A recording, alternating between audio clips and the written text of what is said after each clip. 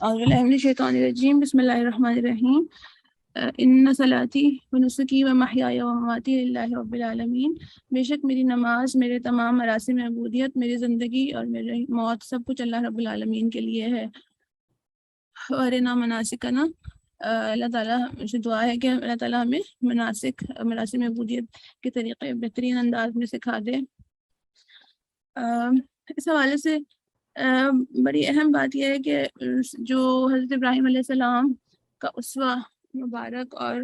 ان کے خانوادے کا، اور پھر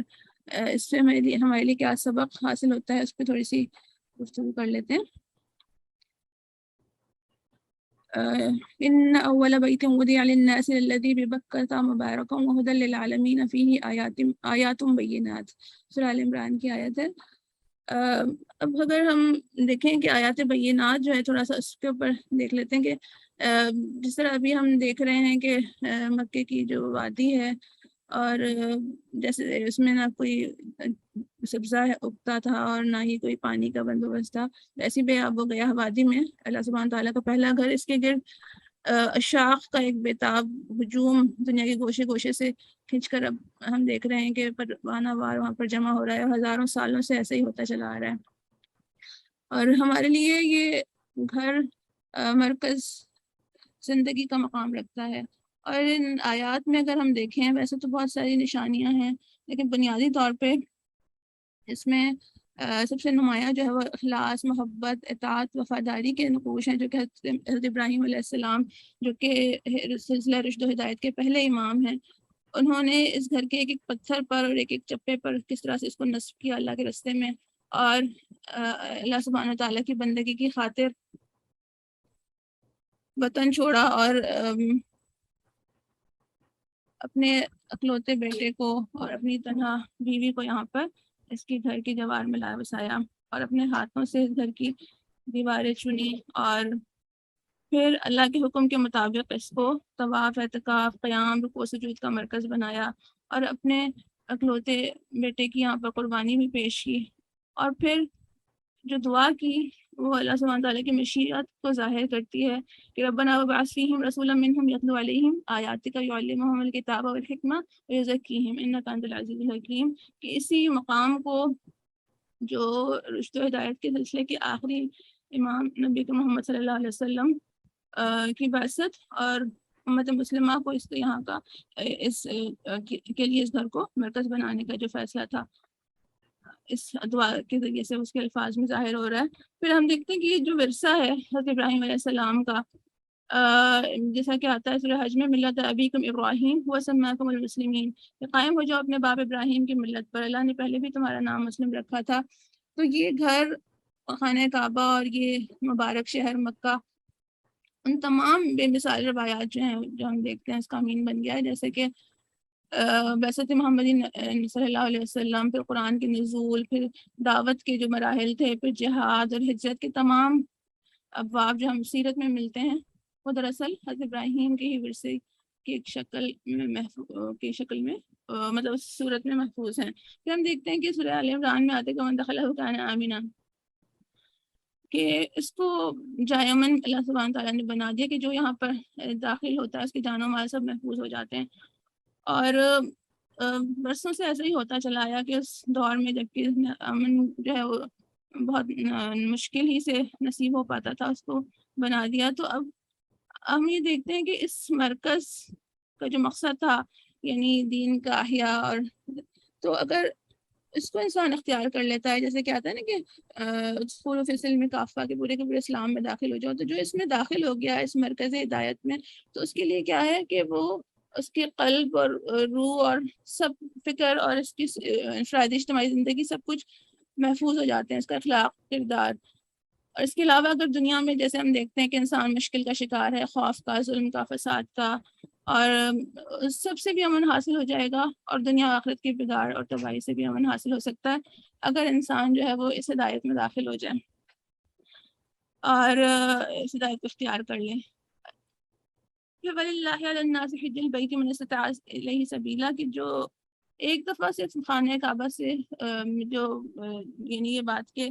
یہاں پر ایک دفعہ کم از کم ضروری ہوا کہ جس طرح ابراہیم علیہ السلام نے جو ہے وہ گھر بار کو ترک کیا، طویل مسافت طے کی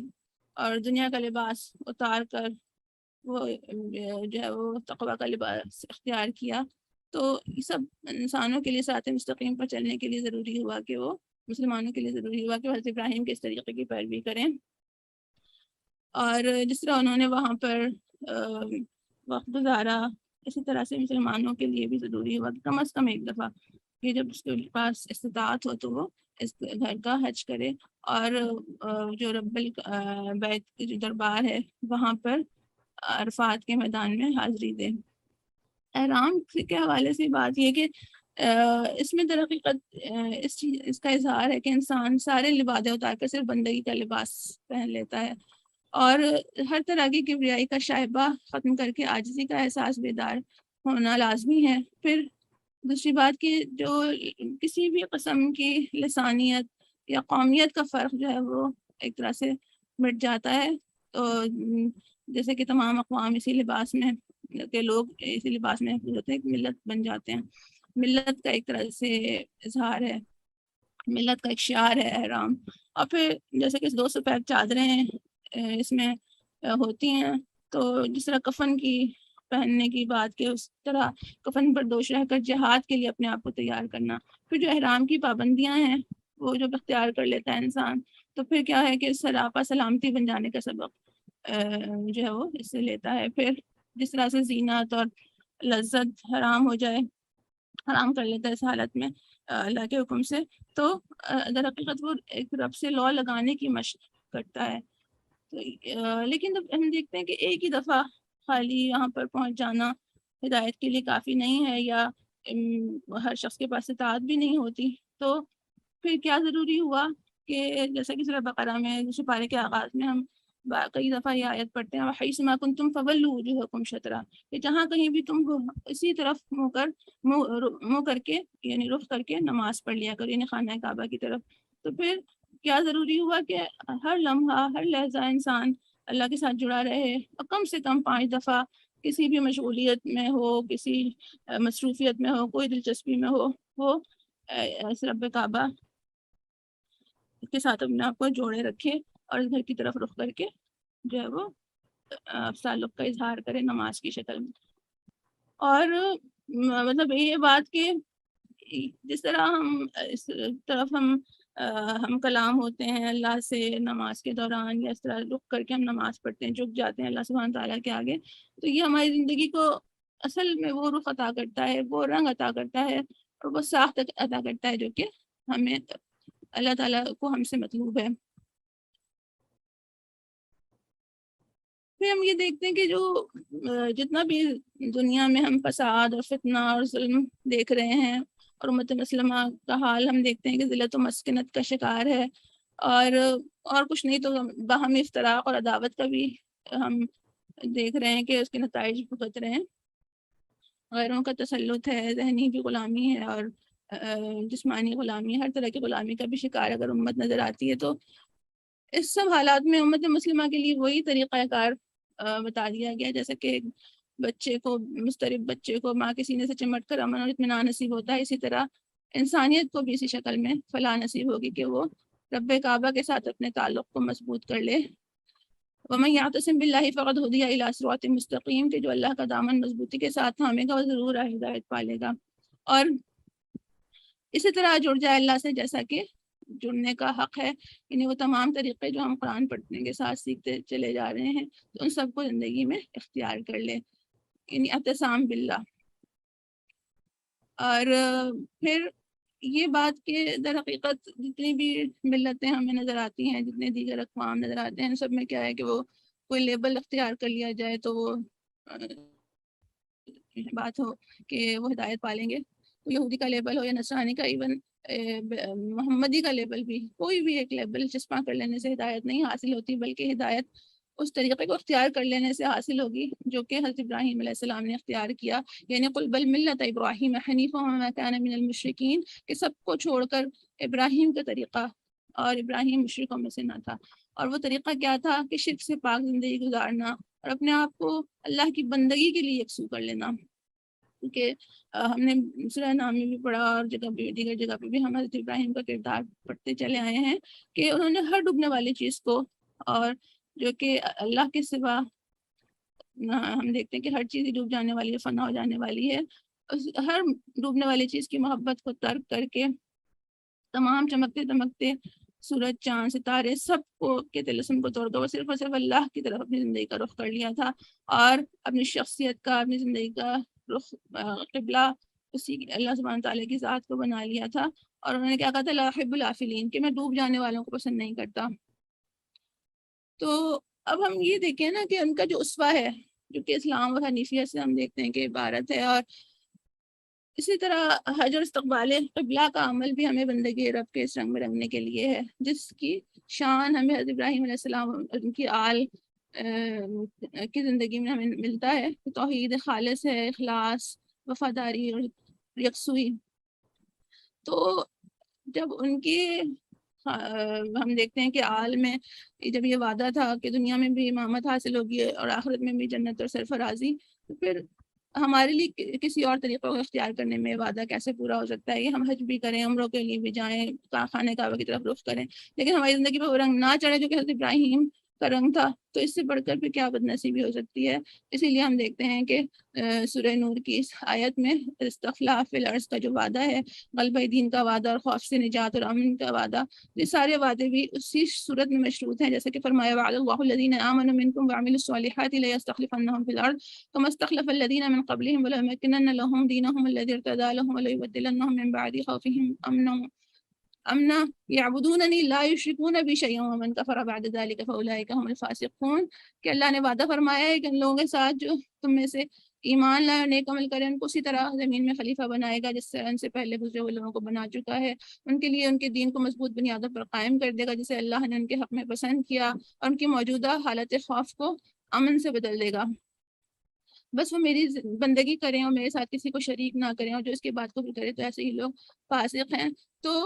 پھر یہی سبق ہمیں بار بار مل رہا ہے، اور پھر ہم دیکھتے ہیں کہ جو آیات بینات کی بات، تو اس میں سے ایک بڑی روشن نشانی آیت بینہ وہ کیا ہے کہ اللہ سبحانہ تعالیٰ جو کہ جس کے پاس ہر طرح کا اقتدار اور اختیار ہے، اور وہ زندہ اور قائم رہنے والا رب جب چاہے کسی کو موت دے، کسی کو ذلت عطا کرے، یا کسی کو ذلت کو عزت سے بدل دے، عزت کو ذلت سے بدل دے، اور لیکن جو اس کے ساتھ رشتہ ایمان اور بندگی قائم کر لے اسے ہر خوف اور حزن سے پاک کر دینے والی ذات ہے۔ تو ہمیں یہ واقعہ جو حضرت ابراہیم کا صحیح بخاری میں ملتا ہے کہ جب وہ حضرت حاجرہ اور حضرت اسماعیل کو مکے میں بسانے کے لیے آئی، تو نہ کوئی وہاں آئے تو نہ وہاں کوئی انسان تھا، نہ کوئی خوراک کا انتظام تھا، اور صرف ان کے پاس کتنا سر و سامان تھا، ایک تھیلی اس میں کھجوروں کی اور ایک مشکیزہ پانی کا تھا۔ وہ چھوڑ کر جب جانے لگے تو حضرت حاجرہ بار بار کیا پوچھتی ہیں کہ ہمیں ایسی وادی میں کہاں چھوڑ کر جا رہے ہیں جہاں کوئی کچھ بھی نہیں ہے؟ تو جب کوئی جواب نہیں ملا تو خود ہی کہتی ہیں کہ کیا اس کا حکم آپ کو اللہ نے دیا؟ تو آپ نے بس اتنا جواب دیا کہ ہاں، حضرت ابراہیم علیہ السلام نے۔ تو اس کو سن کر وہ ایسے اطمینان اور سکون اور امن کی کیفیت میں داخل ہو گئیں، اور وہ کیا تھی کہ فرماتی ہیں اذ اللہ یضیعنا، اور ایک اور روایت میں آتی ہے کہ پھر تو وہ ہمیں ضائع نہیں کرے گا، اور دوسری ایک اور روایت میں آتا ہے کہ جب وہ انہوں نے پوچھا کہ کس پر چھوڑ کر جا رہے ہو، تو ابراہیم نے اتنا کہا کہ اللہ پر۔ تو اس سن کر پورے سکون و اطمینان سے کیا کہتی ہیں رضیت باللہ، کہ میں تو اللہ پر راضی ہوں۔ پھر ہم یہ اپنا بھی جائزہ لیں کہ یہ جو کیفیت تھی، یہ اعتماد اور یقین کی کیفیت، اور اس قدر پتھریلے بیابان میں جہاں پہ نہایت گرم تپتے ہوئے دن اور راتیں اور اندھیرا اور ڈراؤنی مطلب ایسی کیفیت، اور جہاں پہ کسی بھی چوری کا، ڈکیت کا اندیشہ ہو سکتا ہے، ان سب کے باوجود وہ اطمینان اور امن کی جس کیفیت میں سے مالا مال تھی، جبکہ کوئی وسائل بھی نہیں تھے، کوئی گھر نہیں ہے سر چھپانے کو، کھانے پینے کو کوئی بہت کچھ سامان نہیں ہے، تو یہی وہ یقین تھا جس کے نتیجے میں ہم آج کیا دیکھتے ہیں کہ جہاں کوئی انسان نہیں تھا، لاکھوں برسوں سے انسان وہاں پر کھینچے چلے آ رہے ہیں، اور اتنے جذب و شوق کے ساتھ آتے ہیں، جہاں پہ کچھ کھانے پینے کا سامان نہیں تھا وہاں پر وافر مقدار میں ہم دیکھ رہے ہیں کہ سب کچھ میسر ہے۔ تو پھر ہمارے لیے حکمت و دانائی کا یہی راستہ ہے کہ جب پیغمبر کی زبان سے وہ چیز ہمیں حاصل ہو جائے جس کا علم غیر مشتبہ ہے، تو یہ اللہ کا حکم ہم دیکھتے ہیں کہ تھا کہ کچھ مادی وسائل نہ ہونے کے باوجود، ایک تنہا ہونے کے باوجود، اتنے خطرات کے باوجود اور اتنے اندیشوں کے باوجود انسان اطاعت و فرمانبرداری کا رستہ اختیار کر لے، تو یہی وہ دانائی تھی جو کہ ہمارے اندر بھی راسخ ہونی لازمی ہے۔ جبکہ ہم میں سے اکثر حج کا جو ہے سفر طے کرتے ہیں، اور جن میں 5 مرتبہ اسی طرف رخ کر کے عبادت اور نماز کا جو عمل ہے وہ ہم ادا کرتے ہیں، تو پھر ہمارے لیے بھی کیا ہے کہ وہ اسی صورت میں حکمت اور دانائی حاصل ہو سکے گی۔ اور جیسے کہ روایت میں آتا ہے کہ راس الحکمت مخافت اللہ، کہ اللہ کا خوف ہی اصل میں حکمت کی اور دانائی کی بنیاد ہے۔ تو اسی خوف کی بنیاد پر جو کہ تمام دنیا سے کٹ کے صرف ایک اللہ کی طرف اس کا رخ مڑ جانا، تو یہی ہمارے لیے بھی راستہ ہے۔ تو ہم جب غیروں کی طرف زیادہ رجوع کرنے لگے ہیں اور ان کی طرف دیکھنے لگے ہیں، ان کی حکمت سے اپنی جھولیاں جب بھر لیتے ہیں، تو ہمارے لیے یہ حکمت جو ہے وہ اس کا راستہ نہیں اختیار کر پاتے۔ اور پھر یہ جو صحیح کا عمل تھا، حضرت حاجرہ جس طرح سے صفا مروا کے درمیان چکر لگاتی چلی جا رہی تھیں، اور وہ صرف ایک اللہ کے بھروسے پر، تو اس کی جب یہ سنت ہم اختیار کرتے ہیں، تو دراصل سارے جتنے بھی ارکان ہیں حج کے، وہ یہی پیغام دے رہے ہیں کہ حرکت، صحیح جدوجہد، کیونکہ جیسا انسان صبح صبح جیسا ہوتا ہے نا کہ مینا کے لیے سفر کے لیے نکل پڑتا ہے، پھر سفر حج کے دوران، اور اس سے پہلے ہی ہم جس طرح گھر سے نکلتے ہیں اور وہاں پہنچتے ہیں، تو یہ سارا عمل، اور وہاں پہ جس طرح میدان عرفات میں جمع ہوتے ہیں، پھر عرفات سے چل کر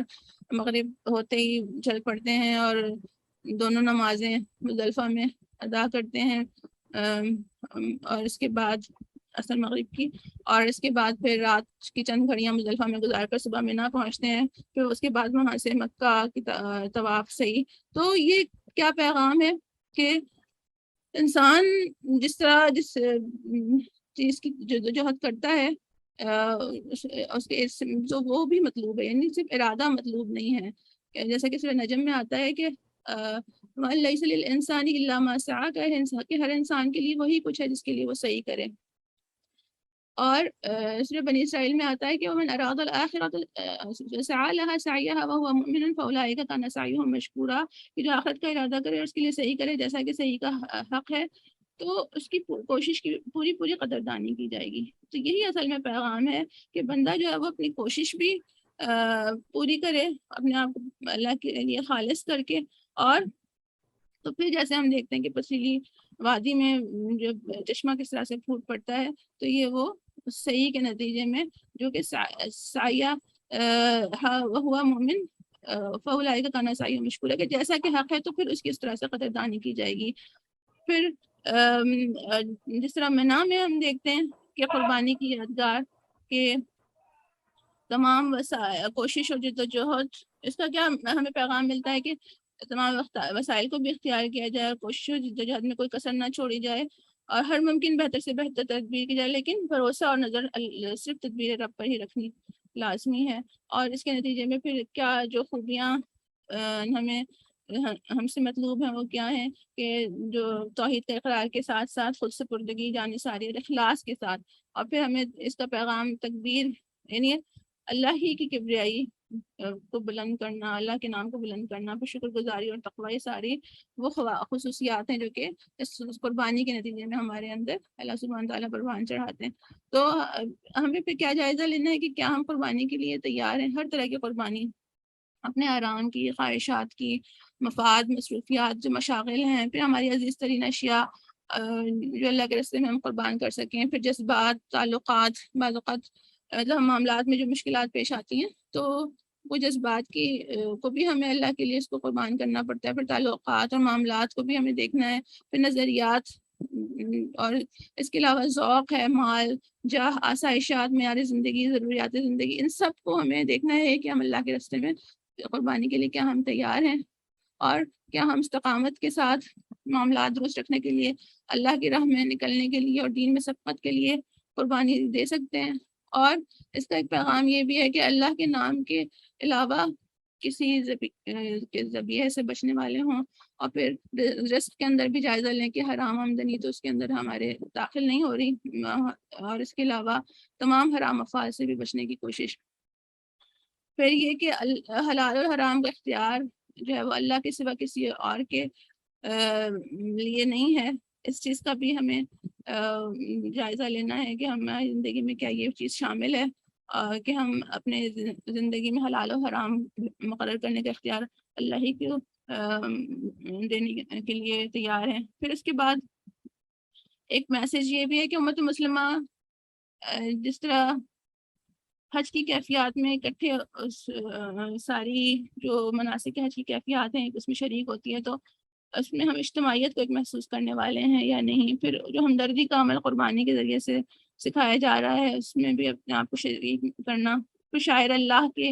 احترام کی بات یہاں پہ ہمیں دیکھنی ہے۔ پھر اس دن یہ بات بھی ضروری ہے کہ جس طرح جس وقت میں جو عبادت کی جائے اس کی اہمیت اسی وقت ہے کہ اللہ کے اطاعت کو اختیار کیا، ایک ہی وقت میں ساری امت اس کام کو کر رہی ہوتی ہے۔ اور تمام اعمال جو ہیں وہ حج کے محض ان صفات کو یعنی یقین، توکل اور جیسے ہم نے خصوصیات کا ذکر کیا جو ہمارے اندر اللہ سبحانہ تعالیٰ دیکھنا چاہتے ہیں، محض وہی نہیں بلکہ حضرت ابراہیم علیہ السلام کا اسوہ کامل بھی جو ہے نا وہ ہمیں بار بار اپنے ذہن میں تازہ کر لینے کے لیے یہ کی ضرورت ہے۔ اور ہم قرآن سے بھی سیکھ رہے ہیں، اور جب مناسک اور اس حج کا موقع آتا ہے تو پھر یہ بات ایک طرح سے ہم اپنے ذہنوں میں تازہ کرتے ہیں کہ اس گھر جو معمولی سا گھر یا سادہ سا گھر جسے ہم کہیں کہ اتنا یہ گھر جس کے اندر کوئی آرکیٹیکٹ کا کوئی ڈیزائن نہیں نظر آ رہا یا کوئی بالکل سادہ پتھروں کا بنا ہوا گھر ہے، لیکن اس کو یہ مقام جو ہے وہ قبولیت کا، محبوبیت کا جو اس کو حاصل ہوا، تو یہ وہ یہاں پہ وہ مشن ہم دیکھتے ہیں ابراہیم علیہ السلام کا جو تھا، اس کا دخل تھا کہ یہاں پر انہوں نے اپنی ذریت کو بسایا، اور اخلاص اور نیت عمل، اخلاص نیت اور عمل جو ہے وہ ہمیں یہاں پہ نظر آ رہا ہے۔ اور اللہ تعالیٰ نے ان سے کہا تھا نا کہ میری بندگی میں کسی کو شریک نہ بنانا، جیسے کہ سورہ حج میں آتا ہے، اور پھر سورہ بقرہ میں آتا ہے کہ میرے گھر کو طواف، اعتکاف اور رکوع سجود کے لیے پاک اور آباد رکھنا۔ تو اس کے جواب میں ہم دیکھتے ہیں کہ انہوں نے اپنی ذریت کی بھی فرما برداری کی دعا کی حضرت ابراہیم نے، اور ہم جو دیکھتے ہیں کہ اتنی زیادہ کوشش اور جہد وہ کر رہے ہیں، اس کے باوجود وَإِذْ يَرْفَعُ إِبْرَاهِيمُ الْقَوَاعِدَ مِنَ الْبَيْتِ وَإِسْمَاعِيلُ کیا کہتے ہیں؟ رَبَّنَا تقبل منا انک انت السمیع العلیم، کہ اللہ ہم سے یہ خدمت قبول فرما لے، تو سب کی سننے اور سب کچھ جاننے والا ہے۔ یعنی ایک عاجزی اور محبت کا تعلق ہمیں یہاں پر محسوس ہوتا ہے۔ اور پھر جب جو لبیک جو ترانہ حاجی وہاں پہ پڑھتے ہیں، لبیک اللہم لبیک لبیک لا شریک لک لبیک ان الحمد والنعمت لک والملک لا شریک لک، کہ تو حضرت ابراہیم تھوڑے وقت کے لیے یہ نہیں تھا ان کی زبان پر، بلکہ ان کی پوری زندگی ہم دیکھتے ہیں کہ اسی حاضری کی آئینہ دار ہمیں نظر آتی ہے کہ وہاں اپنے گھر کو وہاں سے چھوڑ کر جب وہ نکلے، اس کے بعد سے لے کے آخر تک جتنے بھی واقعات حضرت ابراہیم کی زندگی میں ہم دیکھتے ہیں، وہ کس بات کا اظہار کر رہے ہیں کہ وہ ہر وقت حاضر تھے اور ان کی ہر چیز حاضر تھی۔ تو ہمیں بھی جائزہ یہاں پہ اپنا لینا ہے۔ پھر زمزم کا جو عمل ہم دیکھتے ہیں کہ کس طرح 4000 سال سے یہ زمزم تقریباً سے زیادہ کا عرصہ گزر گیا، پیاسوں کی پیاس بجھا رہا ہے۔ اور تو ایک خاتون کا یقین جو کہ ہم نے دیکھا کہ اذ اللہ یزیعنا اور رضیت باللہ کا کے الفاظ میں ہمیں نظر آتا ہے، تو اگر یہی یقین ہوگا تو کیا آج اس فساد بھری دنیا میں ہم دیکھتے ہیں کہ کیا نیکی کا چشمہ نہیں پھوٹ سکتا؟ اور جس طرح کی انسانیت اتنی مشکل کا شکار ہے اور مسلمان، تو جیسے علامہ اقبال کہتے ہیں نا کہ یہ دور اپنے ابراہیم کی تلاش میں ہے، تو آج بھی اس بات کی ضرورت ہے کہ ایسے افراد ہمارے اندر ہوں۔ پھر ہم عرفات کے میدان کی طرف آتے ہیں، تو جس میں انسان تھوڑے لمحے کے لیے بھی آج رک جائے تو اس کا حج ہو جاتا ہے، اور اگر سارے مناسک ادا کر لیے لیکن عرفات نہیں پہنچ سکا تو حج نہیں ہو سکتا۔ یعنی فرض ہے یہاں کی حاضری۔ تو یہاں پر موجود ہونے کے وقت کو جب ہم حج کو دیکھتے بھی ہیں، اگر ہم اس کی لائیو ٹرانسمیشن دیکھتے ہوں یا وہاں پہ موجود ہوں، تو ہمیں ذہن میں کیا تازہ کرنے کی ضرورت ہے کہ پیدائش سے پہلے کے عہد الست کے تصور کو اور میدان حشر کو بھی یاد رکھیں کہ کس طرح وہاں پہ انسان جمع ہوں گے۔ پہلا خطبہ جو نبی صلی اللہ علیہ وسلم نے یاد دیا تھا اسے یاد رکھنا، ضروری ہے. پھر انسانیت کے مسائل اس خطبہ جو نبی صلی اللہ علیہ وسلم نے وہاں پہ دیا اس کی روشنی میں حل کرنے کی جو ہے وہ بات سوچنا. اور اس میں نبی صلی اللہ علیہ وسلم نے جس طرح وہاں پر گواہیاں اکٹھی کی تھیں کہ اللہ حل بلغتو کہ میں نے کیا پیغام پہنچا دیا, تو اس طرح ہم بھی دیکھیں گے کیا ہمارے لیے بھی کوئی گواہی دینے والے لوگ ہیں کہ ہم دین تک پہنچانے والے بن جائیں. پھر یہاں پر جو آیت نازل ہوئی جس کے بارے میں حضرت عمر کہتے ہیں نا کہ مجھے اچھی طرح سے یاد ہے کہ نبی صلی اللہ علیہ وسلم اونٹنی پر سوار تھے اور عرفے کے میدان میں موجود تھے, اور اس وقت آیت پر نازل نے بتایا کہ الیوم اکملت لکم دینکم واتممت علیکم نعمتی ورضیت لکم الاسلام دینا, یعنی تکمیل دین اور اتمام نعمت کی بشارت کا دن ہے نا حج کا یہ دن. اور اس سے اگلے ہی دن قربانی کا عمل مسلمان کرتے ہیں, یوم النحر مناتے ہیں. تو یعنی تکمیل جو ہے وہ بغیر قربانی کے ممکن نہیں ہے, اور قربانی جو ہے وہ بغیر محبت کے ممکن نہیں ہے. یعنی سارے کا سارے مناسک عشق اور محبت پر مشتمل ہیں حج کے.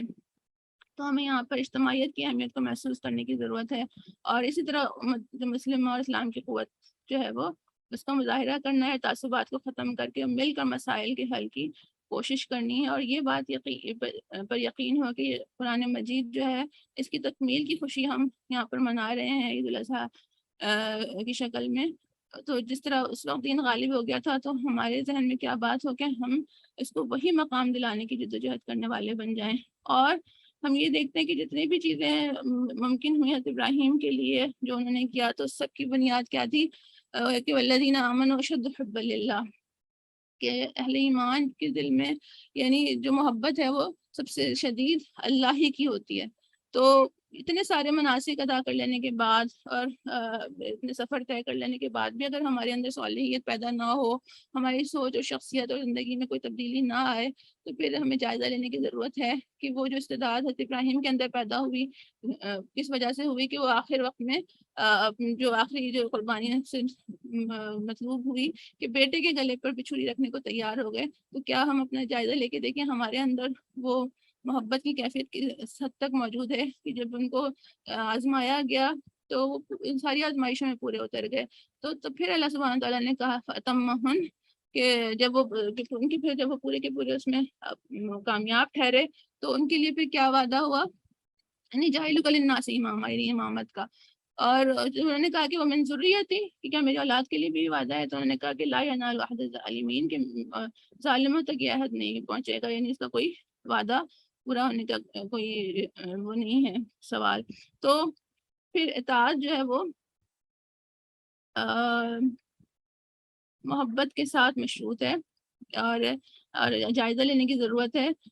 پھر جب مکمل دین کا جب ہم وعدہ حامل ہونے کا دعویٰ بھی کرتے ہیں تو ہمیں سمجھ لینا چاہیے کہ جب تک اس محبت کے چیلنج کے جواب نہیں دیں گے تو پھر کہ جو یہاں پہ کہا گیا نا کہ اللہ اور اس کے رسول اور اس کی راہ میں جہاد سے اگر کوئی چیز محبوب ہے تو اس وقت تک پھر ہمارے سروں سے امر الہی نہیں ٹل سکتا, جیسے کہ آئے کہ فتربصوا حتی یأتی اللہ بامری, انتظار کرو یہاں تک کہ اللہ کا امر آ جائے, اللہ کا فیصلہ آ جائے. تو پھر وعدہ الہی کے ہم مستحق نہیں ٹھہر سکتے اس عشق و محبت کے بغیر. اور پھر آخر میں چند جو باتیں ہم نے کی اس کو ایک نظر دہرا لیں کہ حج سے واپسی کے بعد انسان جیسے کہ جو نہیں جا سکے تو وہ یہیں پر اس کیفیت کو محسوس کریں کہ گناہوں سے بچنے کی فکر کریں کہ جب شیطان کو بھی پتھر مار کے آ گئے اور اب گناہوں سے بچنا لازمی ہے, کیونکہ انسان ایسے ہو جاتا ہے جیسے کہ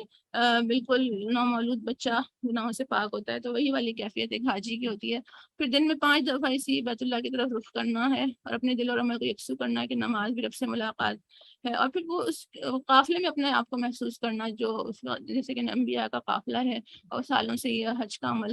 کرتے چلے آئے ہیں, تو ہم بھی اس قافلے کا حصہ ہیں. پھر ہمیشہ حلال کمائی کی فکر اور اپنے آپ کو چھپانے, جیسے خواتین جس طرح احرام میں اپنے آپ کو چھپاتی ہیں اور محرم کے ساتھ ہوتی ہیں, تو اس طرح بعد میں بھی اس عمل کو جاری رکھنے والی ہوں. اور پھر جب حاجی اپنی جس جگہ پر واپس آئے ان کے لیے ایسے ہی ہوں جیسے خون دل سے صاف ہو کر واپس آیا اور وہاں کے لیے نافع ہو اور پاکیزگی کا سبب ہو. تو اللہ تعالیٰ ہمیں ان سب باتوں پر عمل کی توفیق دے اور ہمیں اپنے عمل کو بہتر سے بہتر کرنے والا بنائے. آخر دعوانا الحمدللہ رب العالمین. سبحانك اللهم وبحمدك نشهد أن لا إله إلا أنت نستغفرك ونتوب إليك. ربنا تقبل منا إنك أنت السميع العليم وتب علينا إنك أنت التواب الرحيم. وصلى الله تعالى على خير خلقه محمد وآله وصحبه أجمعين برحمتك يا أرحم الراحمين آمين.